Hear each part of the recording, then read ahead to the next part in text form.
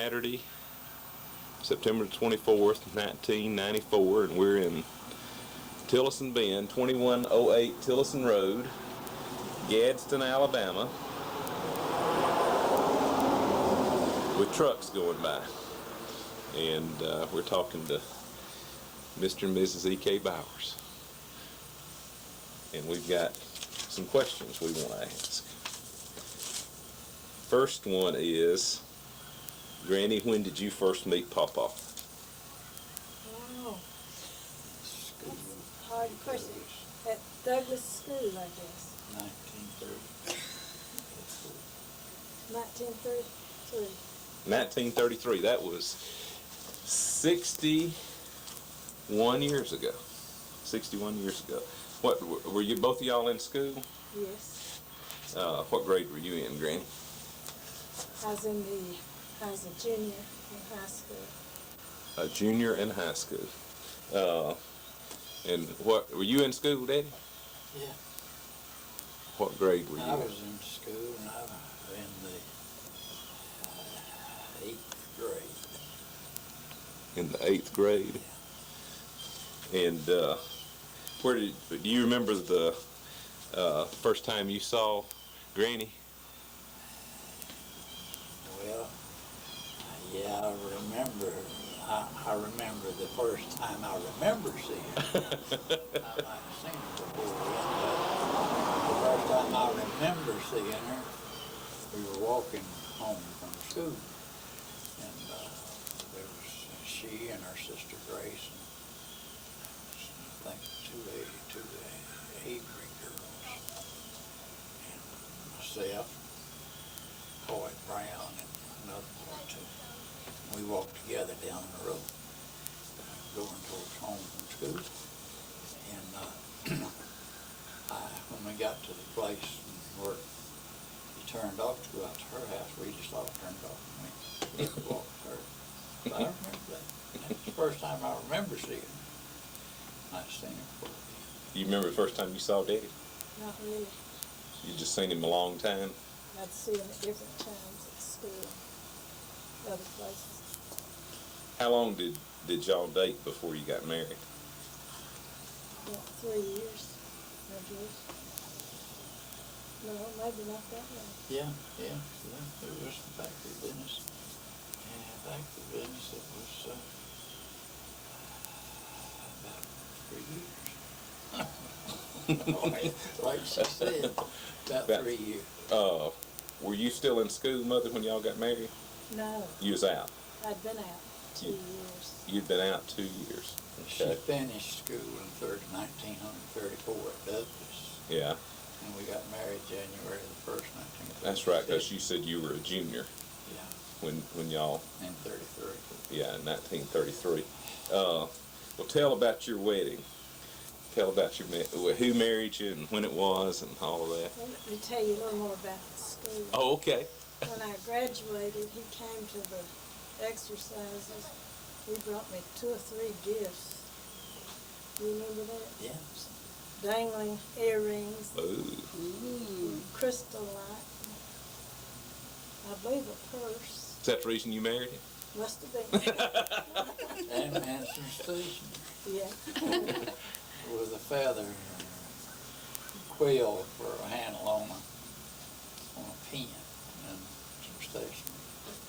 And those earrings she was talking about, they're really glass, but boy, they sparkle. They look like something. What else you And want? another thing, though, right with that, Yeah.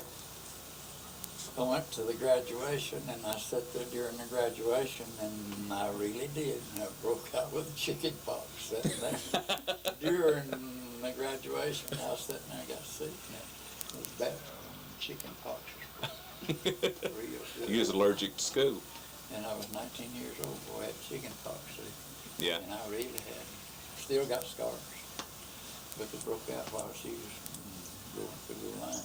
So that would have been in the late spring of 1934. 34. So y'all dated another year and a half before you got married. 2 Yeah. more. Yeah, almost 2 years. Because y'all got married what date? Oh, we got married the 1st, January 1st, 1936. When y'all went on, before you talked about you getting married, where did y'all go when you'd go on dates? We went to Concord more than any other place. What was in Concord? It was the singing every Sunday night. We'd walk. There's a Baptist church about halfway between our houses. It was about 1.5 miles or 2 miles down there, wasn't Oh, it? it was more than 2 miles. I And think. we would walk. So, So that was your biggest date, was to go to the singing at the that was church. something everybody in the community looked forward to. On Sunday night singing. Sometime during the summer, they'd have protracted meetings, at different churches and gangs. We'd get together and go to those meetings. Sometime in a 2-horse wagon, be a wagon full of young folk. Drive the mules to the wagon and go to the meetings, they call them revivals. Go to revival meetings. Now, during the week, y'all were worked Monday through Saturday, I guess, didn't you? What, working on the farm? Yeah. Both of us lived on the farm. Both of us worked on the farm. And it's quite different from what it is today. We didn't have the. You didn't have any cotton pickers, We didn't have running water nor electric lights. and there were no tractors. We drove and made plows with the mules and hoed the cotton with a hoe, and washing. When she and her sister Grace would do the washing, family washing, we go down in the pasture About 1/2 mile. to a branch, and they had their wash pot and all down there where they wash clothes. And before we married, they had to get out and scrap up their own wood. And after we got married, I went down there, and me and her daddy, and got them up a pile of wood and put down there at that wash place. They thought that was the finest thing. They had their own wood already piled up down there. Before, they'd have to scrap around, go to the brush pile, and break off old wood. This was to do your washing, and you'd Heat- build a fire. Heat the water in the big wash pot. What, have big black iron wash pot? Yeah. Did when you washed your clothes in the wintertime, did you do that too? Yeah. Well, we would wash in the house a lot in the wintertime, but in the summer your water would get low in the well. We still wash them outside the same way. You still use the old black pot and everything. Yeah. Yeah, we didn't have a Just- washing machine. And Just they didn't have a washing machine, didn't have ringers. They had to use rough boards, the old rough boards. What, And what kind of soap? Well, I think we got this octagon and different things, but long before that, our mother would make the soap. this lye soap. Yeah, soap, yeah. made out We of didn't. ashes. But Yeah. she'd already quit that. But What all it have? It had ashes and what? Run the water through the ashes. the lye would go through the ashes somehow, I'm not sure just how. And what all were your jobs around the house, Mother? Well, I wash dishes for sure. Still do that, don't you? Yes.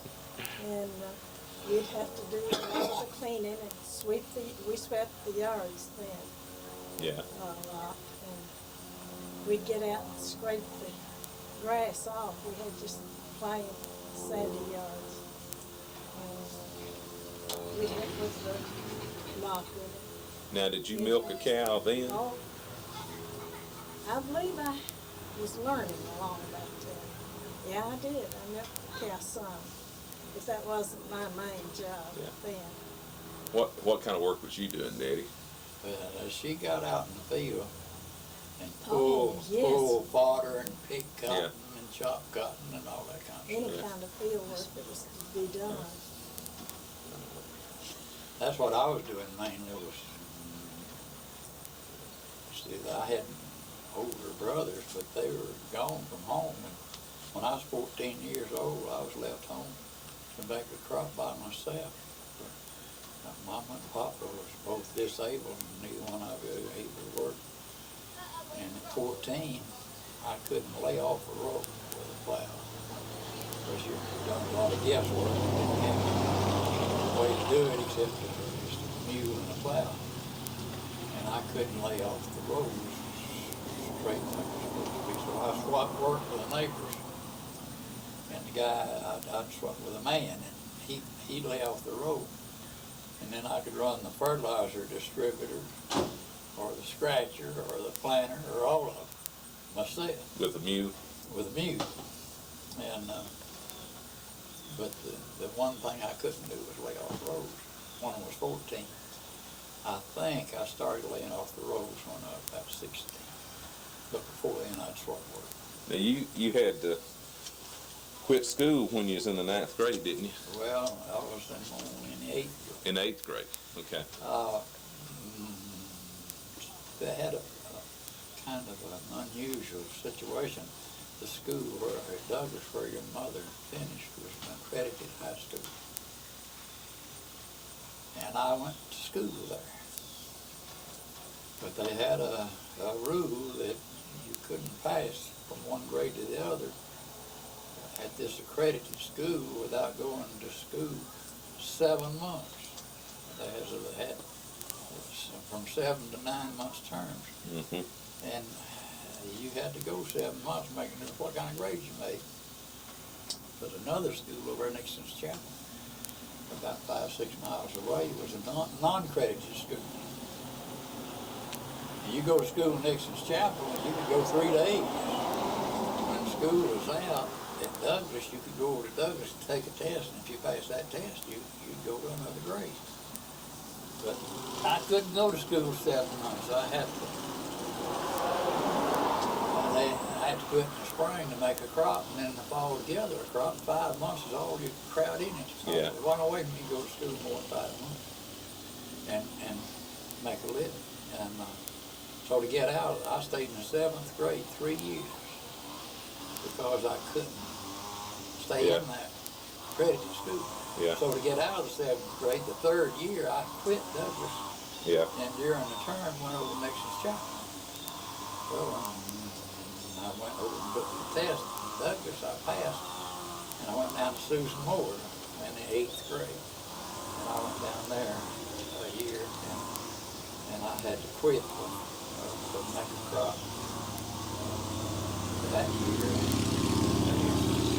Never did go back. So I didn't finish the 8th grade. Now, Grethel got her diploma in 1934 from Douglas. and Grace had graduated 1 or 2 years ahead of you. I believe it's just the year before, because I think that was the first year that it was accredited high school. Well, y'all think of other things you want to tell me? You can't. What? We bought our first car in 1925, a car. You're telling me about the first car, Mother, y'all bought. We bought it in the fall of 1925, and it's a 26 model. And I think it cost around $600. 600. What? It was a Ford, I Ford. guess. T-model. And you could Model get T. gas. How much was gas? About 12 or 18. 12. Between 12 and 8. I 12 think cents. around 12 cents then. And then it got up to around 18 cents. What was the first one you can remember, Daddy, that y'all got? Did y'all get Well, one? we bought one the year before, in the fall of 1924. We bought a 25 model, T-model Ford. And we lived up on St. Mountain up near Sneed's Crossroads, Douglas, but before then, before we moved up there several years before then, we had lived down below Lincoln, Alabama. And Papa had some land down there, timberland, down there around Lincoln. And there was a Ford automobile dealer in Lincoln.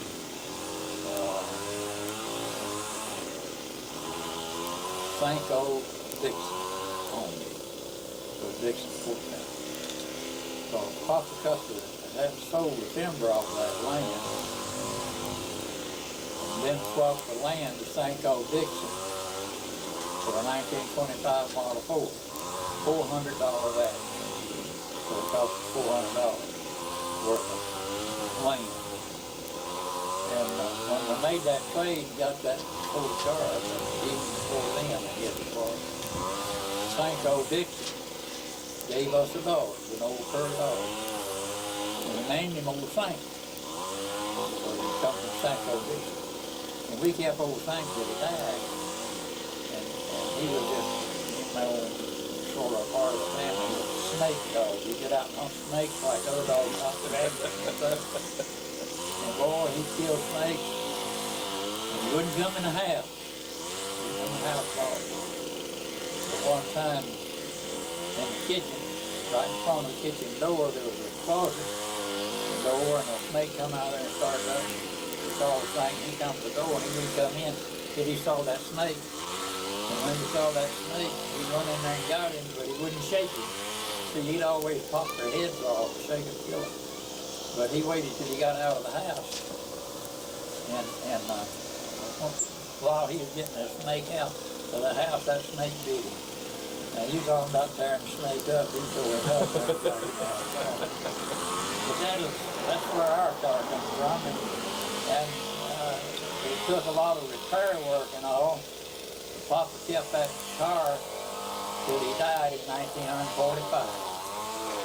From 24 to 45, he still had that old T-model. Need to move inside because the neighbor with the weed eater wasn't cooperating.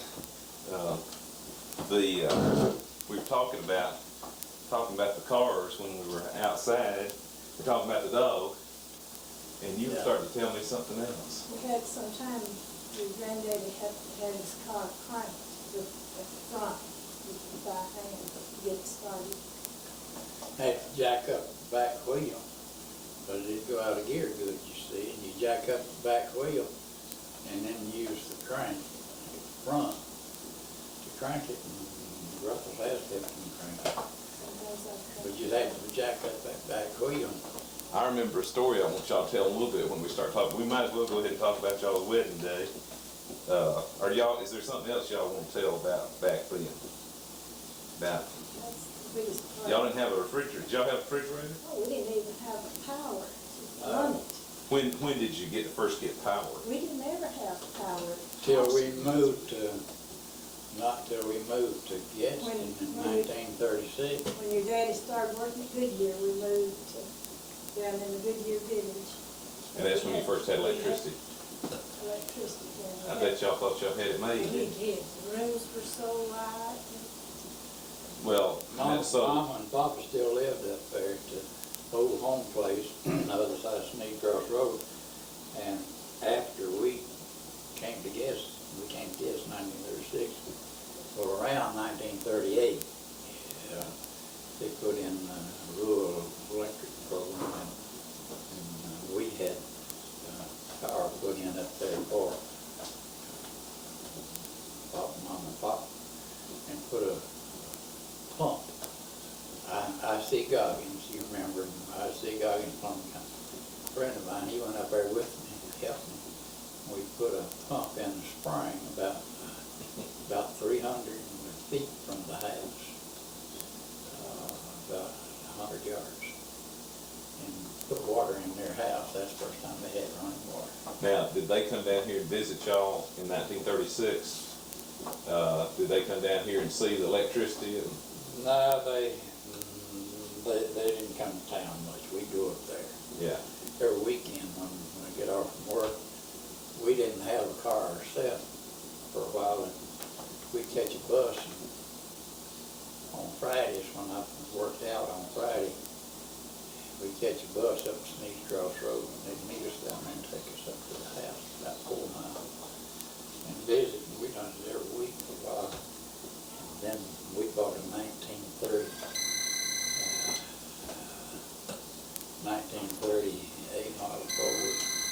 If that's back, call, get the number. Billy Yates, I think.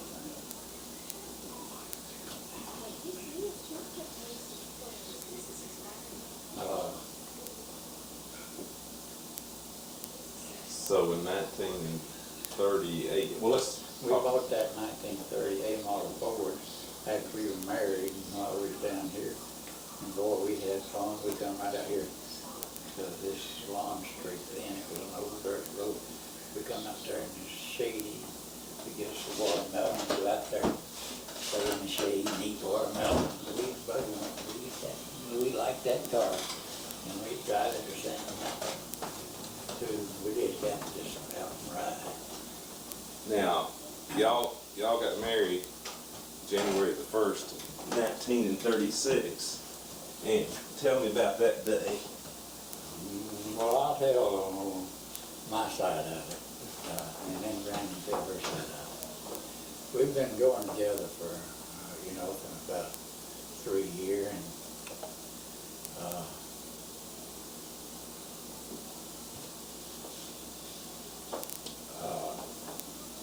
been going together about 3 years. And, hadn't talked about getting married, didn't know how to talk about it. But along about Christmas time, my sister Jewel and her husband, Ollie Erskine, was already in Gadsden, and he was working down there 50 years. They came home in cold, bad cold weather. And they were going to come back home, come back to Gadsden from home. So this T-model Ford that I was telling you about,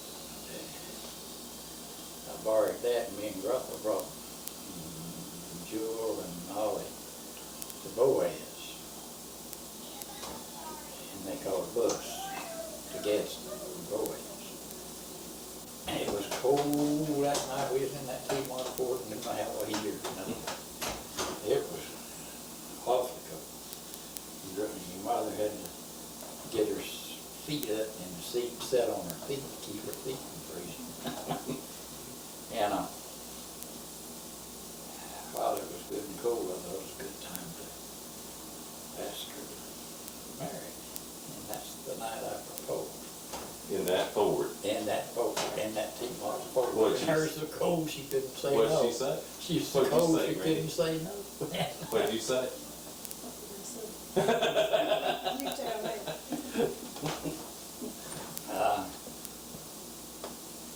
Well, at least she didn't say no.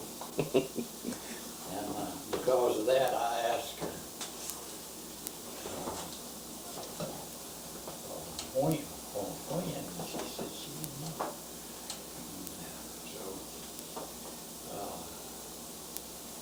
she said about Friday, next week. And I told her what about Thursday. So she agreed to Thursday. And I lived about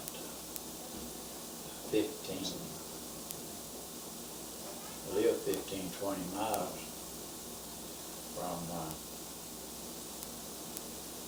Aniana, the county seat, and that's where we had to go get a marriage license.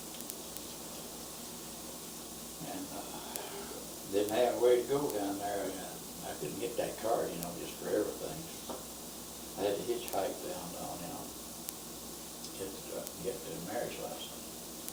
So I did. I hitchhiked down there, and I had good luck getting down there. And spent the night with Uncle John Sisson. That was my mother's brother that lived near Aniana. I spent the night there, and then I had good luck getting home, so I didn't want to wait till Thursday. So What day was I this? got home Tuesday when I got home, so I just got to borrow the car and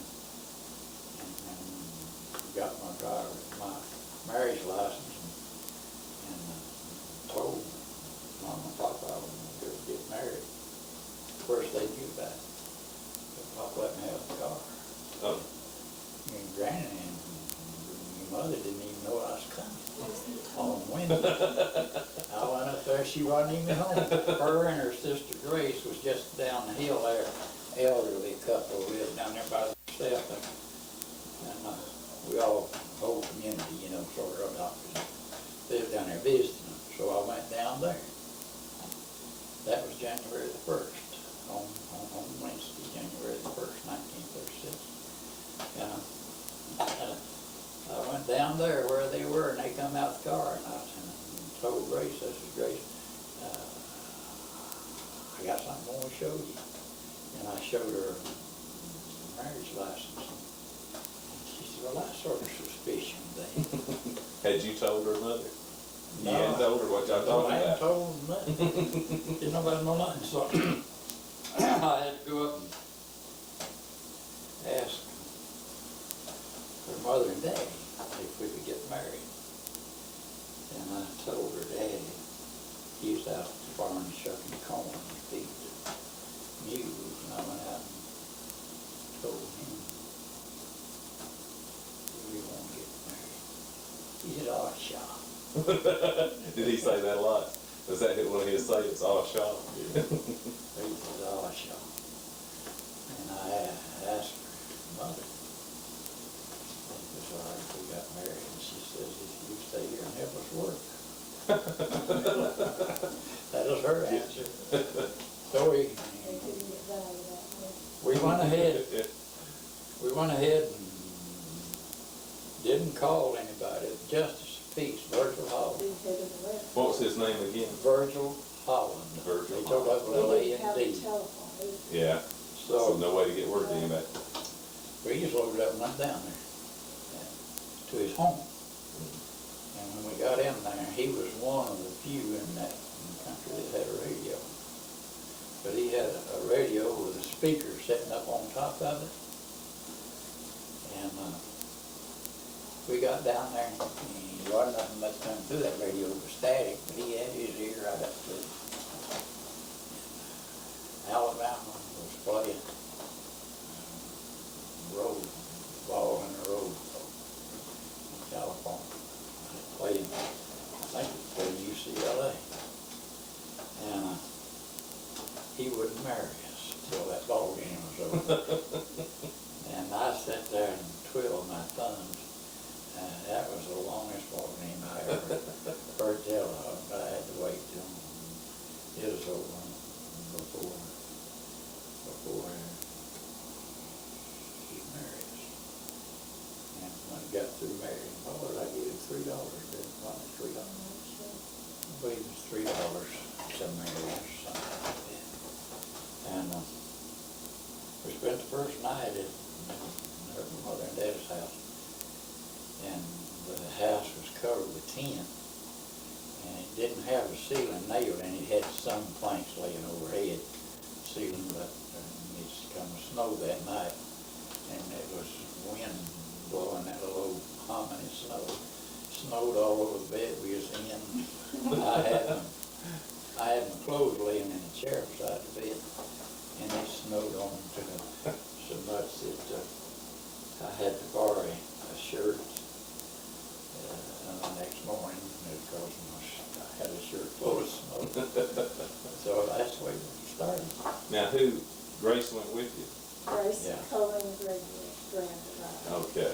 So you had two other women that were there with you, so I guess Grace would have been like your maid of honor. Must have been. They is there. Witness there. Witness. One no such thing as maid of honor then is just a couple of kids want to get married.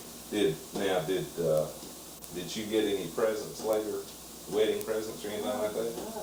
There wasn't anything to give. I don't believe people didn't Now, do story that. They can't. a story I want Mother to tell us about you trying to crank the car the next morning and telling her to go get some water. Do you remember that one, Mother? No, I don't remember that. Well, Daddy does. Well, he doesn't She remember. does too. Just trying to Just get her to tell it. You're not going to tell Nothing it? to it. Are you not going to tell it? I'm not gonna So tell it. he's still not talking. You could tell this. Is there anything about y'all's wedding that you wanted to tell about? I believe she's told it all. What did you have on to go get married? I had on a suit, a brown suit, I think. Brown suit. Now, I saw a picture that I think was taken the next day, and you had on a pair of white pants in the snow, bell-bottom white Out in the pants, snow.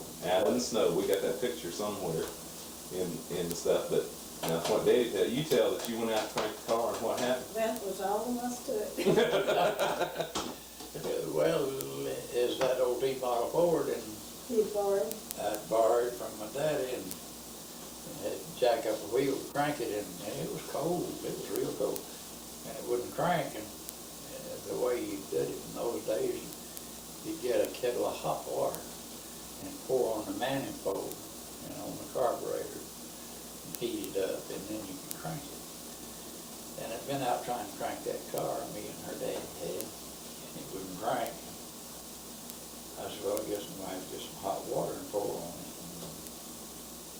and so you can crank it. So I had snow all over my shoes and feet and that. I didn't want to go in the house, so I called her mother.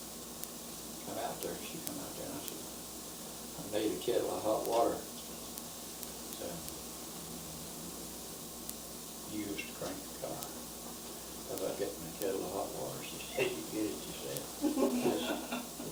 Ain't bossing me around. And now, do you deny that, Mother, or you just don't want to say that? I saw you try to be so dramatic.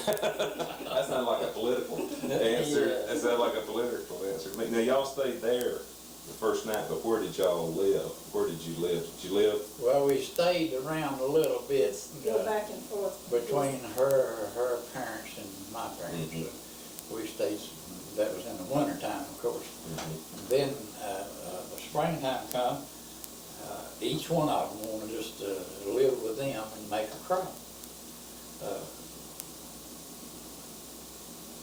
Mama couldn't work, and they didn't have nobody to make a crop. And Grethel's father was the only one to work in that family as far as plowing was concerned. So Papa wanted to hire me to work for him would pay me, or give me a cotton patch or something. And I wanted to own the crop, so Mother's daddy rented us a crop on the house. They furnished the mule and land, and we paid half the expense and got half of the money as far as half the fertilizer. We paid half. So we moved in there, and we lived with her parents for about 6 months. And on the last day of June 1936, I was plowing a cotton. Grethel and her sister Grace was down at my parents chopping cotton. And mail run, and there was a postcard in there from my sister Bonnaroo. She had talked to some people who said that if I'd come to Gadsden and get the highway patrolman, I thought Miller up there that we was raised with was highway patrol. And somebody told her if we could get Miller to recommend me that I'd get a job at Goodyear. And I just took my mule out, parked, turned her in the lot, and I walked and went down to Papa's and talked to Grethel and told her what they said if I come down here, they could cover this job. And told Papa about it. Boy, he didn't want me to come and talk. And the union and the company was in a big fight down here then. I didn't know it. I didn't even know what it's about, but he knew about it. He'd read about it in the paper, and he knew what I was talking about. But anyhow, he wanted me to stay up there, farm. He didn't want me to come down here.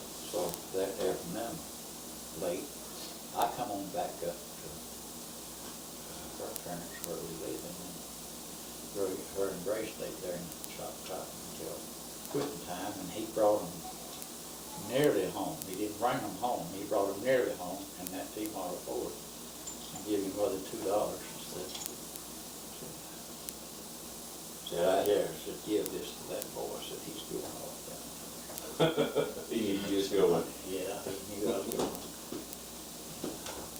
So I hitchhiked down here. Caught a ride with a man named Ole Denson. Come down here. Ole Denson. Yeah, Ole Denson was one I caught a ride with. And my sister Jewel, and we brought to Boaz the night that I proposed to him. She lived down here and I stayed with them. So the next day, on July the 2nd, I I went over to Goodyear with Highway Patrol and to apply for a job. And on the way from the gatehouse up to the plant, he said, Power says there's just two things I want you to promise me now before they come in. He said, that's what, what's that? He says, I want you to be there when they want you to work. I don't care when it is or how much, when they want you to work, I want you to be there. And the other is to leave the damn union alone, stay out of it. That's the two promises I made. You fulfilled half of them, didn't you? I fulfilled both of them for 7 years. Yeah. Did a 7 year before I joined the union. Yeah. So I didn't have any of it. But during that time, then I was exposed to the treatment that the company did you when you didn't have any of it. I changed my mind. In other words, the company made a union man out of me, didn't nobody else. The way he treated other people more than the way they treated me. I could tell some tall tales about how people was treated when we was in there without a union. And 1938, our first child was born. Now wait a minute, don't start that, yeah, go back to, this was July the 2nd, and you went in there and you got hired. I went in there and the man in the labor department was mean, and he talked ugly, and he asked me, he said, what in the hell do you want? And I said, I want a job. And he said, you want a job? He said, would you work? You had one? I said, yeah. He says, what have you been doing? I said, I've been a fireman. He says, well, why do you want to quit farming? And I said, I can't make a living at it. And he talked ugly, said he didn't know why I thought if I couldn't make myself money or working, he didn't know why I thought I could make Goodyear money. And he was right in all that time. I thought he was fixing to throw me out of his office.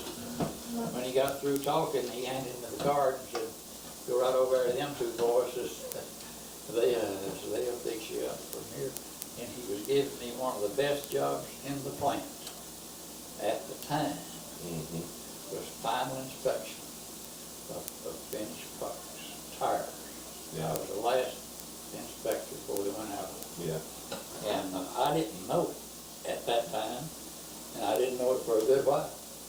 But they hired me in there on that inspection job where they had just run 2 union men out of the plant. So you was replacing the union man. Replacing them. But I Did didn't you, know. you know, your first day of work was the 3rd? Oh, yeah. Did you work part of the 2nd? No, I hired in the 2nd. Yeah. Went in the 3rd. Yeah. They let me come in on first shift. Yeah. For a few days. 32 cents an hour. 32 cents an hour. And of course, I wasn't used to this 8-hour business. You come in there in the middle of the summer, 7 o'clock in the morning is way up in the day. You're supposed to have been out there plowing before then. So they had some little maple trees out there around the gates where you go in the plant. And they wouldn't let you in there until 6:30. You went to work at 7 and you couldn't go through the gate for 6:30. But along about 5:30, I was standing out there on them trees pulling, wanting in. I'd get out there early. Yeah. And we mother stayed up there, gathered the crop, picked cotton. She picked cotton, and her sister Grace and her daddy would pick cotton. And they kept up with it, swap work. And Grethel picked as much as both of them put together. Grace will get a copy of it. Grace will get a copy of it. You better be careful what you say. Now what, so you worked on the 3rd, 32 cents an hour, 8 hours. So you was making about $2.50 a day, something like that. Yeah, $2.40. Okay. And then you was off on the 4th. Yeah, but they didn't pay us for it. No, but you... I worked the 3rd, and they shut the plant down the 4th, and I went back Just for the 4th or for a week? For one day. Yeah. And that $2 that my daddy had given Grethel to give me, I had been down here and spent the night, made the trip down here and back, spent the night with Jewel, worked the day, got back home, I still had $2. I hadn't spent a penny. Dad didn't spend a penny. What'd you think, Mother, about Daddy going to work at Goodyear? I was proud, and it seemed like we had all day because we was used to working from early to late, and he just worked 8 hours. Just work till 3 o'clock and Yeah. come home, or if he's working another shift. Now, where did y'all live when you first moved down here? We lived with Jewel and Ollie about 5 weeks in the summer, Uh-huh. and then he stayed on with them until I picked her cotton. So you had to move back up to Sand Mountain? And, well, yeah. Yeah.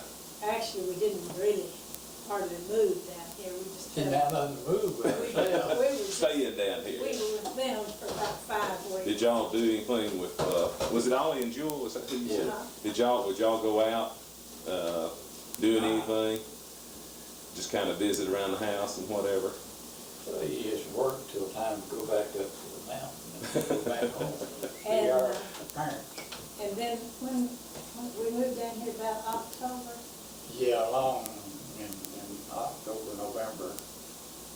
And I did something I wouldn't try to get by with now. But I knew your mother was gonna come down here, gonna move when she got through with the crop. I went and rented 2-room apartment, just a bedroom and kitchen, and furnished Without her here? it. Without her here or knowing it, she didn't approve of we it. Where- had the prettiest kitchen we ever had, I guess. There at that place? Where was it? It was on Martin Avenue in East Gadsden. It was Yeah. part of the Goodyear Village. We was It's just in, a part of the house? yeah, just part of the house. Two front rooms. Now, was that close to where the McElroys, Yeah. It's just Yeah, on the about corner. 2 blocks over. on the close to corner. Megan there? Okay. It is 1003 Martin Avenue, East Gadsden. Is that house still there? It's still there. Okay. Still All right. looks good. Looks pretty Right. good. Yeah. Kept it up. Yeah. And so you And had, some people lived in the 3 rooms on the back. so y'all moved down here after the crop, you moved down here Yeah, for good. on that October. And, Mother, you told how that the bedroom was in the front, the kitchen was in the back, or something like that, and Daddy There was were asleep. both the rooms were on the front of the house, but you went into the bedroom and then ran through a little hallway into the kitchen. Yeah. And to get into the house, I had to go through this bedroom because when I Yeah. out of the place. Now, didn't you say that he'd sleep days sometimes, and did you go in and out of windows sometimes? I have. And, There wasn't any door in the kitchen. Yeah. The only exit was in the bedroom. Yeah. and there was a Ms. Martin. And Martin's had a grocery store, Uh-huh. and they'd deliver groceries, and I'd raise my window and she'd put the groceries through there. And she'd Keep go, from waking me up. Yeah. I was working 3rd shift all the time then, 11 to 7, 11 at night to 7 in the morning, and I didn't sleep well in daytime. It was nerve wracking for Grethel because I want her to be quiet. Get y'all moved closer together just a little bit, just a little bit. There you go. That's a little bit. And so, so you'd have to stay there. Were you happy then, Mother, or was that a little bit miserable not having? pretty content. I Good. did some embroidery and different handwork. Now that was the fall of '36. Fall 36. How long did y'all live in that little house? We lived there until Erskine was a little baby. Okay. Till 38. January of 1938. Yeah. We So moved. he was born in January of 38, January the 6th, of 1938. 1938. And we. You figured out you needed more We moved room. to Altoona from there, and back with our parents, How long were y'all up at Altoona? about a year. And then we moved back to Gadsden, over there on Pope Street. Pope Street, at this end of Pope, across from Camel Cove. And we lived in East Gadsden, somewhere in East Gadsden. Ever since? Ever But Camel since. Court wasn't there then, it's just a Oh, pink house. okay. And so y'all lived across from Camel Court. Is it close to where Litchfield is, or Yeah, back, it was a little It's further, back down. a little further Down. east. close to where Aunt Jewel's store was? Yeah. Down in that Just Right valley? across, Just right across the from street. From where Aunt Jewel's store was. So y'all were there, moved there about 1939? Something like Yeah. that, would have been about Yeah. right, early Yeah. 39. And how long did you live there? Till, well, we just stayed there about About a a year. year. Yeah, And then we moved up on the hill, the same people that owned the house we was in No, there. we first moved to Lay Street from there. Oh, yeah. No, Yeah. yeah, we did. Lay Street, where's Lay Street? It's about a block, about 2 blocks over from Hope Street down. And Middle behind the post. Union Hall. Oh, okay, all right. Still in the Goodyear village. Oh, okay. And then from Lay Street, you moved where? To the big lady house. Now, while we were there at Lay Street, Yeah, over Erskine, I liked to play in the sand so well, so I got out and made a picket fence, wooden picket fence, mhm, and fenced it in the front yard, and then onto the shrubbery we put sand. And he hadn't, he played in that sand, he loved that sand. And we fenced that yard in with that picket fence. And then we rented a house back out just off Hope Street, mhm. what's the old man Tom Rayleigh's house, and we moved in it. Is that big, Kurt, that big one that's got the big ditch in front of it, is that the one I'm It's thinking got a about? porch all the way across the front. Okay. it's up on the hill. Yeah. uh, Can you see it from, what is that? Maybe. Hope Street. Hope Street. From, it's on, off Post Street, I have to, It's a block kinda off. up at the back of where we live. okay, And her parents moved in the house with us. That's Okay. the purpose. Up okay. there. And how long did, Let's see, we lived lived- was Barbara born while y'all were there? She was born when we lived down on Lay Street. Down Lake Street, And then she was just a tiny baby when they moved there. yeah. So this would have been about 1941, 42, right in there? Let's see. It's about 40, we lived there till about 42. We lived there. Were y'all living there when Pearl Harbor was attacked? We moved there just about the time. Yeah. Where were y'all when, that was on a Sunday, December 7th, 1941. Where were y'all when you heard about Pearl Harbor? I couldn't tell you. We were there.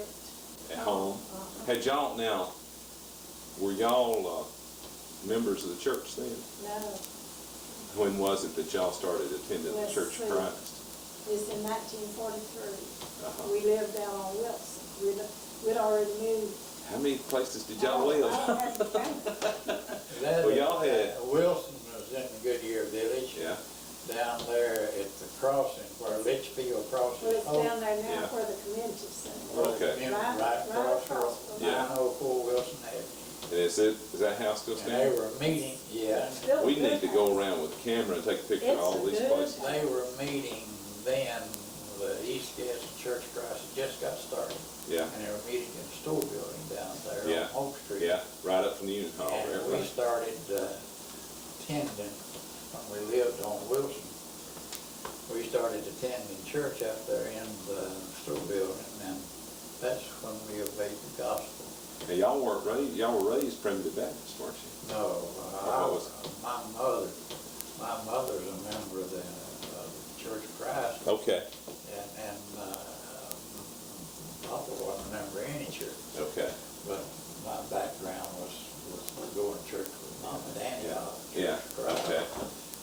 And she was really connected with it because of her sister, Aunt Lyda Casey, and they all went to now what about you, Mother, what about your My parents? parents were missionary Baptists. Okay, It's all right. that, Now, were y'all attending church anywhere down here before that, once 1943? in a while. Just every now and then? And what made you want to start going to church down here? Well, one thing, it was convenient. Yeah, yeah, Because we just started and he knew something about it, and I'd been to church with him up there on the mountain when we were going around together. She went with me. Papa would let me have the car, Uh-huh. to take Mama to Antioch Church and we go get Grethel. And take Grethel and Mama and go over there. And Gus Nichols, she went over there and heard Gus Nichols preach. And I liked what they said. At Antioch, back before we got married. And of course it was, I guess it's just nature for people who know anything about the church to have a feeling for a need, having a spiritual need for a church. So we started going to church. Neither one of us was members. And never had been. And we attended a little while down there, and I obeyed the gospel one Sunday, you the next one, or the next, something like that. Yeah. There's Who were some of the members that were there that we might? Herman Linderman. Okay. And Brother Cobb, Sister Cobb. Yeah. Yeah. And that, of course, that's Billy Faye Pruitt and Maxine. And that group was there. And The Chons were going, Miss Chon and The older Miss John. children. And they didn't have a baptistry or anything. They went out here to Cold Creek. We were baptized out here by the, What month was this? it was in the summer. I bet people that want to be baptized in winter just let it pass until they got warm. I don't know what they It was right there in Cold Creek, right up there. this side of Graterson. Yeah. Right there in that Yeah, corner. that corner, yeah. And let's see, who Johnny was- Payne was the preacher, and he's the one baptized. And I know he came down and talked to Gruthel's mother and grandmother, and they didn't know anything about the Church of Christ. They got other churches. And they raised an objection on the basis that our belief was that everybody else was going to hell or something like that. And he pointed out to them that, well, you don't say that. And he referred to the scripture that says some will be beaten with many stripes, some with few stripes. And he says there's a difference in the rewards and punishments. Wouldn't worry about what's happening to them. Worry about yourself. And they liked it. They just praised him. Well, let me ask this, let me back up a couple of years when Erskine was born. Let's see, he was born in January? January. Where were you when you figured out it was time to go to the hospital? I was at home, it was early one morning. Were you home too? Were you home? He was working third then, he came in. Just gotten in. And, so y'all headed toward the hospital? Well, You had your car. we had a car then. What hospital was it? We went to the, Old Baptist. Old Baptist. and then it was the Rawls, we were over on Rawls Street. Or it was Dr. Rawls, wasn't It was Dr. Rawls, but it? It was his hospital. It was Over close to the high school, Close to wasn't the it? high school, Yeah. Was it on 11th? I believe so. It was on Chestnut? Walnut. Walnut, we're over there close to somewhere between 9th Well, and that's 11th, somewhere in there. That's right this side of the Gadsden High Yeah, School. it is high school. So y'all got over there early in the morning. No, we didn't go that early, talk to the doctor. But he was born about, I believe about 6 o'clock in the evening, seems like. And they left him in the room with me. They did. Did he cry? Son, he's a good boy. Well, what was the most exciting time of your life? You didn't see that, did you? You went. What was the most exciting time of your life? It'd be hard to say. We've had a lot of good times and some bad ones. For the most part, we've been well blessed. One of the most astonishing things, I guess you said it's astonishing, or maybe impressionable. Of course, marriage, married life, and children is not unusual to things. It's unusual to us, really.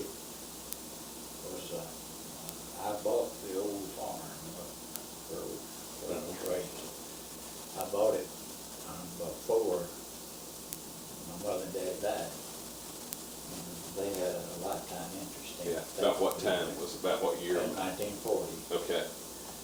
Papa come down here, he had a payment due on that place, and he couldn't pay it. He come down, he tried to get my brother Rudolph to buy it, and he wasn't interested in it. He come down and see me and wanted me to. I said, Papa, I don't have a dime. I like $5 having anything. Because I bought a ton of coal from Jack's coal yard over in Alabama City and hadn't paid for it. So I told him, I said, I worked a good year, but you see, you worked from then. That was just before the war, or about the time of the war. And we wasn't working any hard. Goodyear laid off down to 200 people, and I was still on the payroll for it. And there's a lot of them older than me laid off. But anyhow,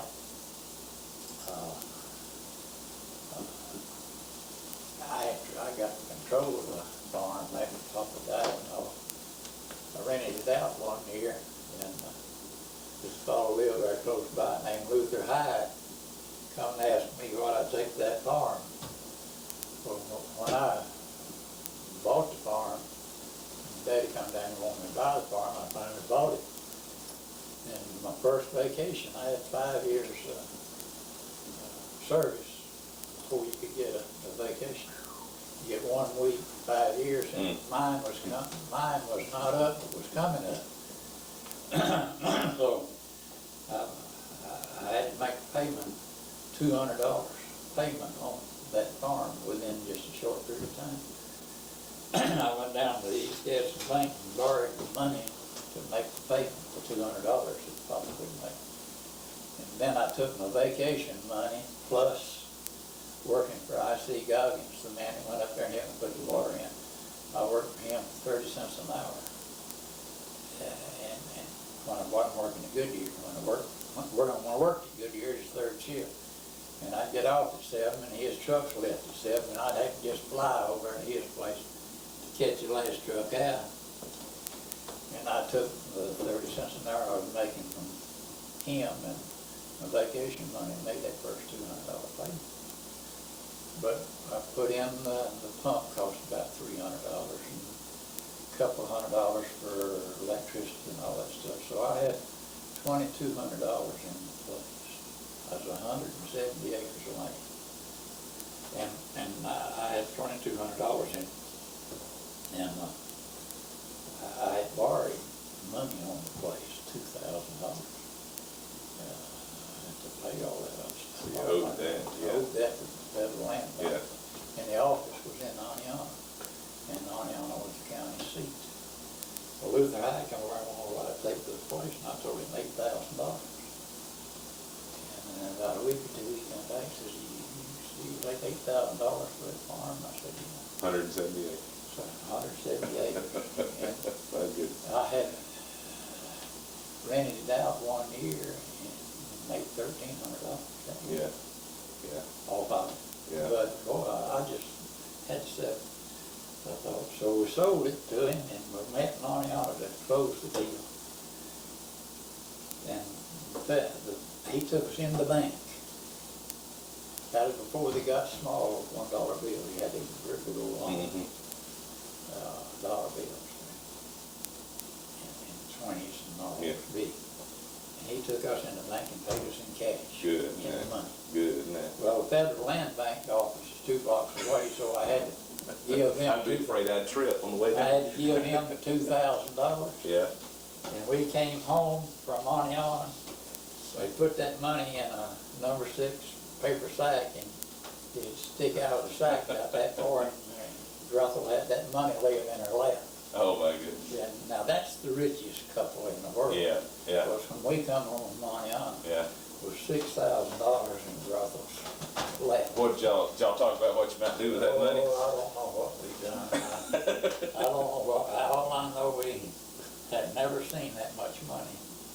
But that guy cut enough timber off the place to pay for the place and build a house and barn. So he knew what he was doing. He knew more than I did. But I made good money. Yeah. Let me stop it for a second. Well, what did y'all do with that money that you had $6,000 left over? Wound up buying that place over there on Goodyear Avenue from Ollie Lumpkin, brother-in-law Ollie Lumpkin. We bought that house and 3/4 acre of land. And then we bought 15 lots behind it. And we lived there then until we moved out here. How much did you pay for all that? I couldn't give you the figures, so, then and now, but I believe we paid $4,000 for the house and 3/4 acre of land. And then the lots, I believe it was 15 of them, $50 a lot. Which is $750 for 15 lots. Did you have livestock on some of those lots? No, we didn't have anything on it. And then you sold them when you moved out here? When we moved out, well, Y'all lived there for, what, 10 years? we sold, 5. we sold the lots to one person and house to the other. We sold that in the house and a lot for $8,000. And in the meantime, before we moved from there, I bought a farm out of Alabama, 150 acres of land. And, Did y'all think you might live out of Alabama and drive back? No, we just couldn't get the farm out of our system. I couldn't. It was an investment. When we moved out here until then, we bought this place, 126 acres of land, and a house and barn, $14,000, which was a very cheap price at that time even. And then it turned out to be a good investment. We sold the farm at Alton. We didn't get much out of it. We just made it broke even. We got $8,000 for the house that we moved out of. Did y'all find that 8,000 toward this? Well, Part of it? Not part of it. Not near all of it. We financed this for 20 years. And refinanced it. It took 23 years for us to get it paid off. You see, I was raising a family during that time and building pastures and buying cattle and farm equipment and all. So we did all right, but see, I was working in Goodyear all that time. Went to work for the union and was away from home a lot. And Grethel had a pretty rough time with the kids because part of the time she couldn't even drive a car. She had Until what year, Mother, did you start driving a car? Let me see, about 1956. Is that right? So you weren't even, you had already had all your babies before you Oh, yeah. started driving? I was About 4 years old when you started driving. Was it that late? I believe so. I thought we still lived down yonder. Well, I learned to drive some down there, but I don't think I got my license and really drove till about 1956. So you were 42 years old before you got your driver's license. And we moved here in 1951. Did you want to move here? No, No. because I didn't drive, and I could get on the bus down there and go to town and do things, and I thought I would really be stranded out there. Well, there wasn't much out here then, was there? No, there were not many houses even then. Dirt road. Dirt road. A paved road, no running water, no public water, or no gas. Now, Erskine was about 13 or 14 years old when y'all moved out here. About 13, 20. So was he helping you with the farm a good bit, Daddy? Well, over the years he learned to him. And James and David did a lot of work on the farm. You did some. I did so. When you wanted to get out of the chicken plant, you did. That's another story. Yeah. But it all worked out pretty good. But I started working with the union along in 42 or 3, helped organize it. Was a charter member that reinstated charter down there. Helped organize the credit union. And I was held office in the union and was president for over 20 years, and that took a lot of time. Took it away from home, away from family, away from farm. So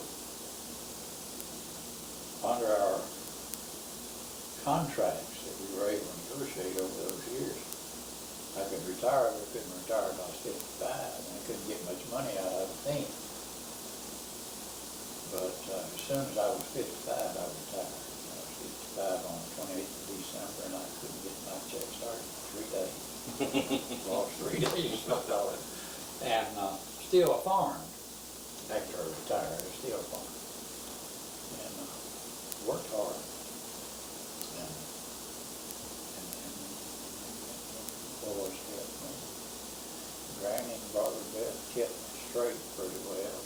Tried. I had another son, my youngest son, Dan, went off up in West Virginia and sold books. And last Sunday morning, there was 49 people came from Tennessee over to this church and visited us at our church building. And they came from where our preacher, David Chandler, was raised. It was really, Close to some of them, but they call it bushy. it was Church, brushy. brushy. A brushy community, a little country church where he grew up. And the guy told me, now Granny, you're supposed to tell a name. It was the boy that was up there with you. And I introduced myself, and he says, you got a son named Dan? And I said, yeah. He says, I sold books with him up in West Virginia. My goodness. That was his name. Now, is he just a member there that came down with them, or Yeah, is he yeah, preach, or? yeah, he was just a member from down. Seemed to me like his name was Duncan. I believe Or it something was. like I don't know. I have to look that. back and see. But he sold books with you. I asked him, he's loose as a goose. You mighty right. He remembered that. He remembered that. Seemed to me like his name was Duncan or something like That that. is name. I can't remember right off the bat. There was one of the questions Susie said, did your parents give you any advice that you went by, or that maybe you passed on? Any kind of advice that you can remember?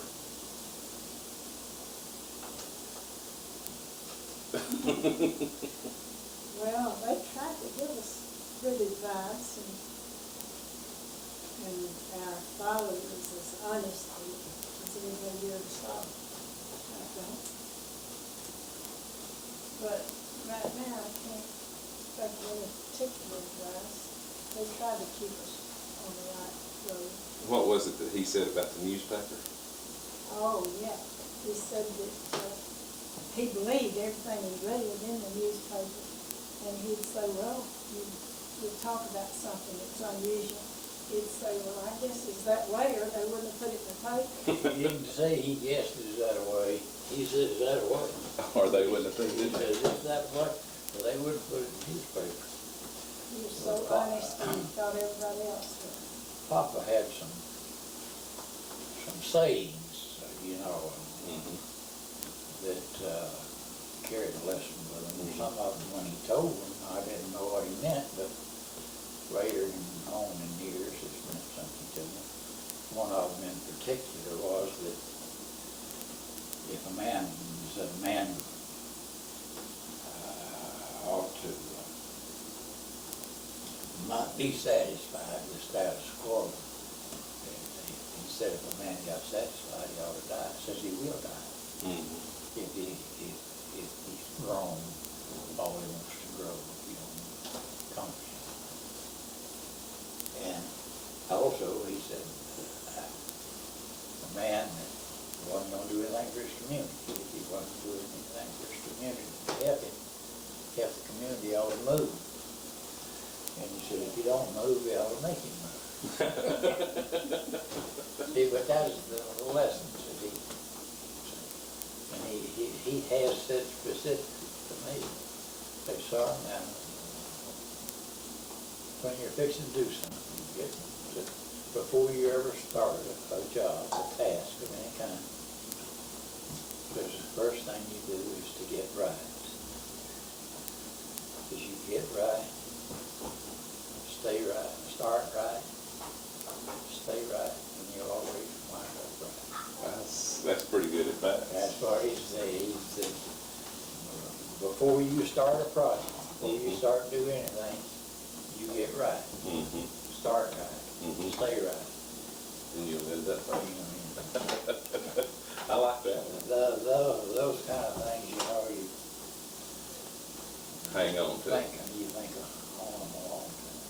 What's the, I'm gonna start with Erskine. What's one of the funniest things you remember that Erskine did or said? Well, the funniest thing about him that I remember, when he was little and wore diaper in the summertime, he was born in January, but along in the summer, sometime that year or the next, we brought him a little dog. We find him up. And old Erskine get out. We brought him a little red wagon.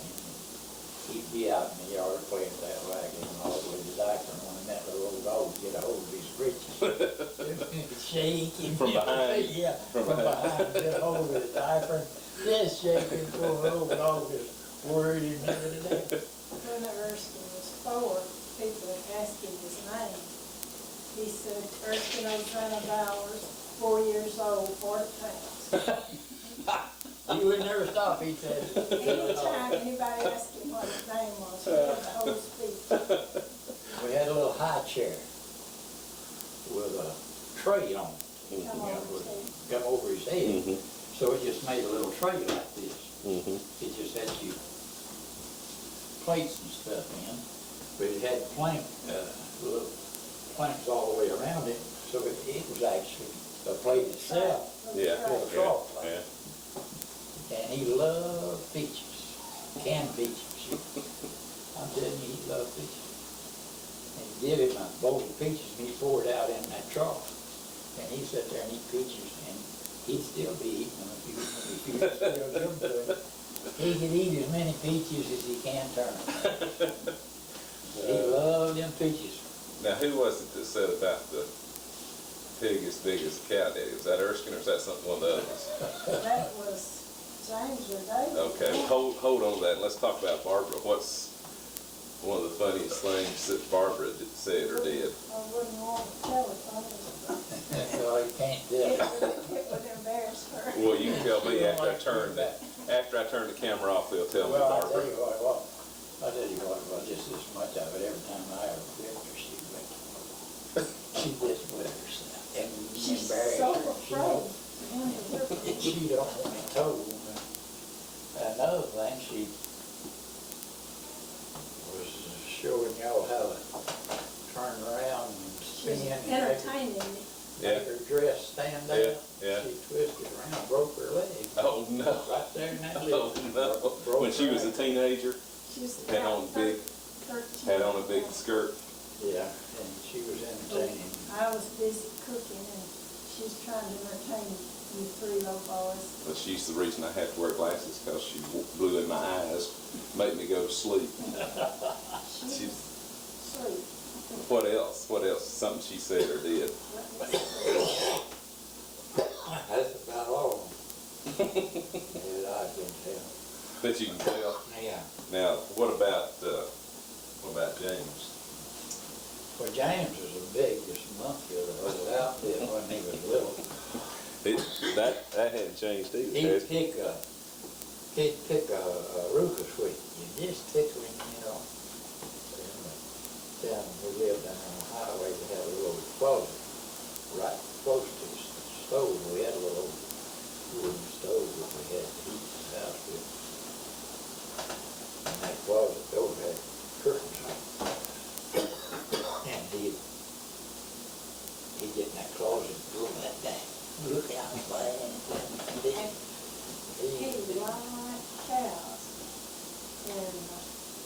was worried, said he didn't want to go to heaven, he was afraid he wouldn't be in the cows. That's right. And when David was born, we had a baby bed Screamed in. screened in with a top on it. Kind of like a cage. Yeah, the top would slide off. Mm-hmm. And we had to keep it closed because James would pick up all the toys. He wanted to play with David. Throw stuff in there on old Dave. And then later on, that's the only way you could keep him from throwing that stuff in there. And one time after they got pretty good size, they was out there at the barn playing. And Granny heard David hollering, he went out there and James had hit David in the head with a hatchet. What he did, he just put the hatchet up like this, and David was behind him. And hit him. Blood He was bleeding. streaming there. You thought he'd cut his head off. Really scared me. Now, what about David? What's something that he did or said? Well, David had, he was different to most of them. David would work when he was just a baby. Yeah. He'd stay with you Look, just as long as you. He'd run to the garden, and him and Granny went to the garden, and all the Well, I'd kids, take all of them. all the kids would leave, while David just stay He'd right still be there. there. Stay there and work. And he had some bad luck. He got a fungus in his hair on the back of his head. And we had a terrible time. My mother had to pick and push and pull. Well, I never cured that, and he left a scar. There's a scar there now, but for a long time, it was pretty bad from back there, no hair on the back of his head. And after we moved out here and all, of course, I bought a Jeep, bought a little Army type Jeep, and Grethel and take the kids and go over and feed the cows. When he was off on the trip. Off on the trip and everything. And of course, the boys drove that Jeep all the time. He couldn't keep a clutch or, and couldn't keep a clutch from a universal one, so they were running it uphill and everything. And they was over on the river and they loaded up in that Jeep and we went off and leaving David, and he was chasing and fell down and broke his arm. Oh. Chasing that Jeep. And I forgot how he got it, but he got some money. He had some money. He kept wanting to go to the store, and the money just burned his pockets. So he just couldn't, he didn't want it, he didn't spend it. And he'd asked his mom about going to the store to buy something. She wasn't making any arrangements for him to go to the store. He lay down in the floor and talking to his mom. He said, Mama said, don't I owe you some money? Had to get rid of it. You gonna get rid of it? Won't go in need no first time. Well, what about Dan? Dan was a little different. Breed really from the others, because by the time Dan come along, we didn't have as much real need for to train a farmer. We didn't have before the others, and he was more interested in school, more determined to go to school. So he stayed in school 26 years. I was waiting on that. Yeah, he tells a tale on me. I told that I never whipped him, but he said I did one time. Yeah, that's right. I remember. And I remember it now, but you had to remind me of it. It was for butting in when I was That's right. trying to talk to somebody. That's right. Down at the Hope Street Church. Right. Well, you whipped me out here, but you got me down there, and then you got me home and whipped me too. Well, that was the only time I ever had to whip him. He Made an impression. he read my eyes well. He wouldn't let, but he was a good boy. Well, now, I followed a dog off once, didn't I, Mother? You sure did. How old was I? You were about 2, and I was gonna iron, and I hated to keep you in the house, so I was way out there where I could see out the window. Right out this window right I here? put you right out there where I thought you would be, and I came in, set my iron board up, and looked back out, and you was gone. And I went out there, and I couldn't find you anyplace. I could scared me to death. I was over at Fred Crane's tractor place, Yeah. and they called over there, and somebody, When we called Union Hall, they knew where you were, they called. and told me he was lost. So I told him, I said, I gotta go home, my baby's lost. And so I home, and about 2 minutes after I got here comes a Crane tractor company, all of them. Gonna help search. They had found you down here in a pasture. You'd followed the dog. Mm-hmm. Our neighbor, Mr. Casey, said it was an old cow. Was it old Mr. Casey? Yeah, old Yeah. Mr. Casey. They had a mean cow that she'd fight, and especially children. She just liked kids. When Mr. Casey found you, you was over there in that pasture, and that old cow was down there looking at you. And he went and got him. What happened, their son, Barney, was there, and he said, whose baby is that down there? And this Casey said, well, that's The Bowers baby. baby. So they got you and brought you home, and I still run around out there in the yard. Like a chicken So when you had I ran down, I saw the car coming around the curve, and I thought maybe you'd wandered around the curve or something. I ran down the road, asked them if they'd seen baby around there, and you was sitting down in there just a little, couldn't see you up Yeah. through the window, and they brought you home. Another thing that happened to James and Erskine, Erskine got sick. I was in Cleveland, Ohio. And he got sick, bad sick. They called me. They had him in the hospital, and they had diagnosed it as polio. Who? The doctors. Yeah. And Barbara Beth, I believe, and Jane, we both got sick about the same way he did. So it's afraid that Everybody had. yeah. So I got a plane come home from Cleveland, thinking I had maybe 3 babies with polio. And they kept Erskine, they put him in isolation in the hospital, and we didn't see him. He had severe headaches. And they put him in isolation, and we didn't get to see him for a week. And when we did see him, he didn't even hardly look like the same boy. He was dark under his eyes, and they finally decided it was meningitis. But we didn't see him for weeks. And he said he had terrible headaches in there. And they were building a new road from here where we live over to the river. And that's where the cows were, was over there. James was about 12, 13 years old. And he wanted to go to the ball game that night. And I was out of town. He had to check on the cows, so he got on the tractor and started over there to see about the cows. And he saw some cows off where he thought they wasn't supposed to be. And wasn't watching where he was going in the tractor and hit a big boulder, big rock.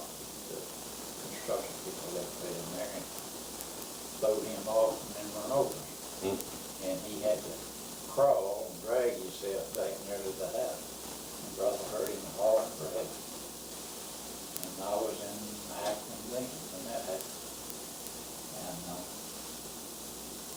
And it broke his foot, didn't it? About 58, something like that, 57. And that tractor jerked his hip pocket off of his pants. Well, it drug him a ways, didn't it? Didn't he get his foot hung in the tractor and he fell off and it drug him a ways, and then the back wheel ran across his back or something like that? We don't know exactly what happened. Bounced over or something. Thousand Wonders didn't kill him. It sure was. But that doctor was really worried about him. But I got to Charlotte, North Carolina around 8 o'clock the next morning, I think, before I got the plane and everything messed up. Flying the old Southern Airlines. Called and the Dr. Morgan had seen him. And he had just come in to see when I called. And he said he was going to be all right. But he himself, the doctor, said he's worried about him all the time. Yeah, yeah, yeah. And David fell and cut his wrist. You sure did? You had a bunch of other kids, didn't you, though? He was up, we were up with Ernie Hayes, James Hayes' daddy's place, the sheriff's place. And there's an old broke Coca-Cola bottle laying across the hedgerow, and he fell across the hedgerow and caught on his hand. Cuts, Tendon or something, didn't it? cuts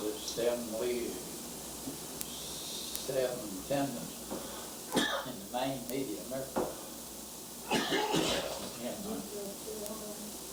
Yeah, we was out in California when I broke my arm. So we all had. Cousins threw you up there and didn't catch you. we all had broken bones and such.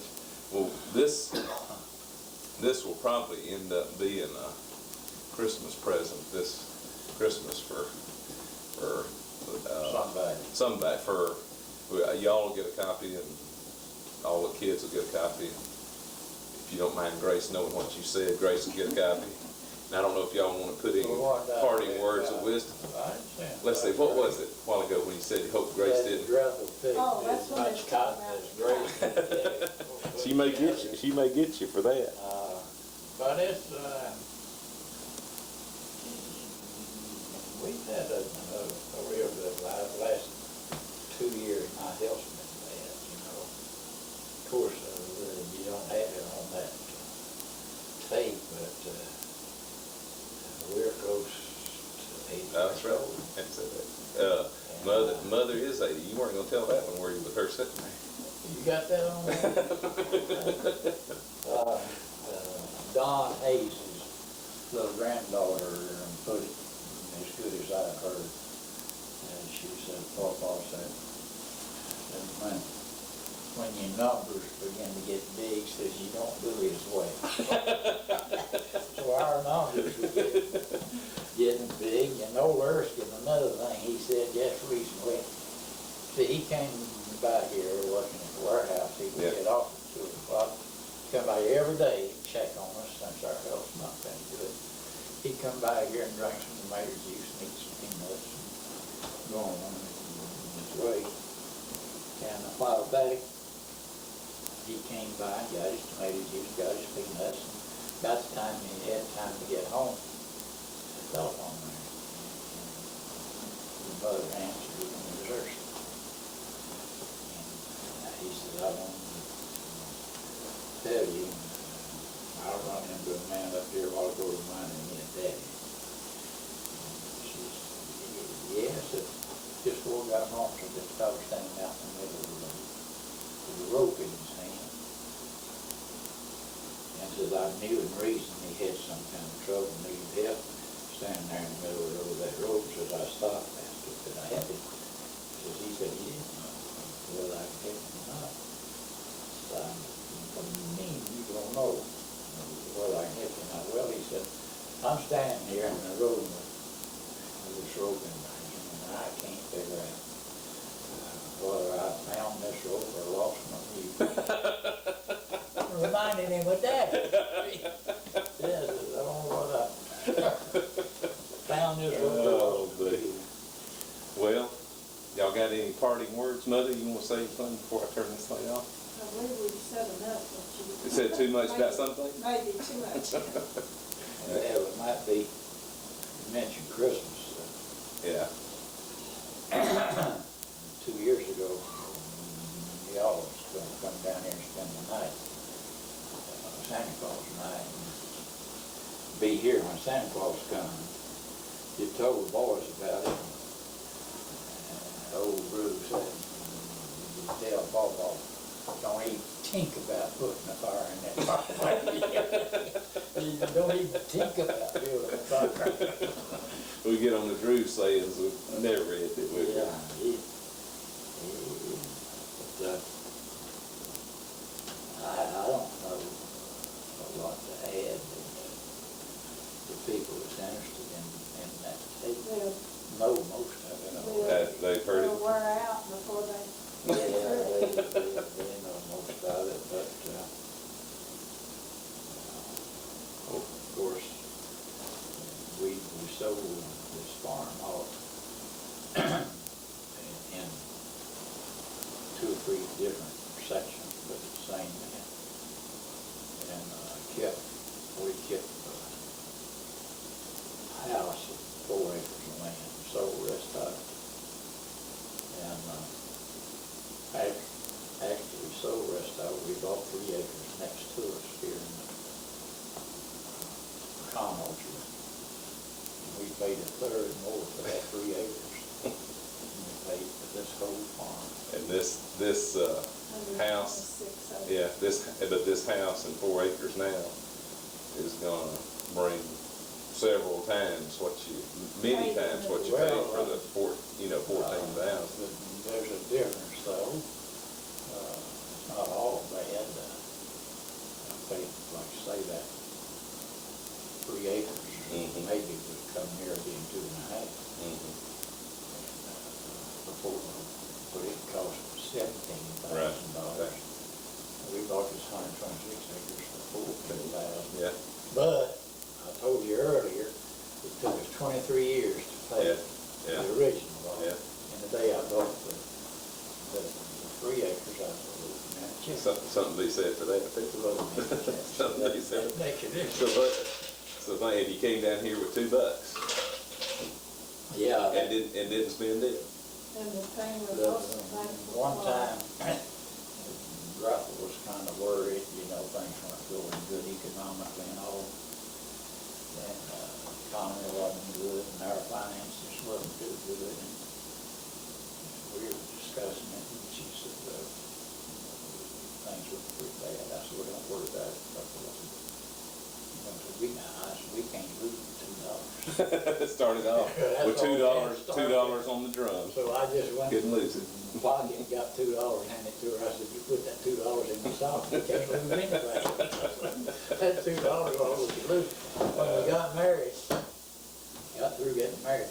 See, I had hired out the year before.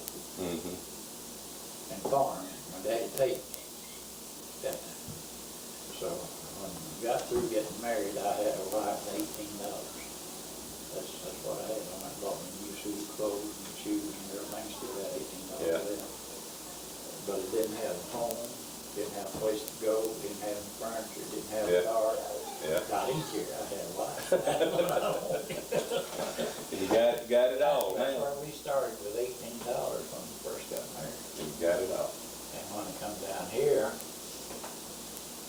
had $2. We're so proud of our family. Well, your family's proud of you too, so that's turnabout's fair play. Boy, you better got that on that. Right here. Right here. But,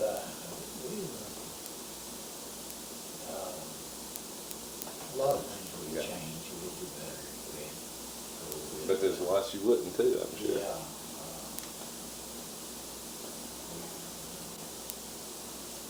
Our kids coming through this stuff. There you go. That's right. I think that's a good one to end on. Everybody, y'all wait. Whoa, sit back down. Y'all wave goodbye. Wave back. I'm gonna fade it out.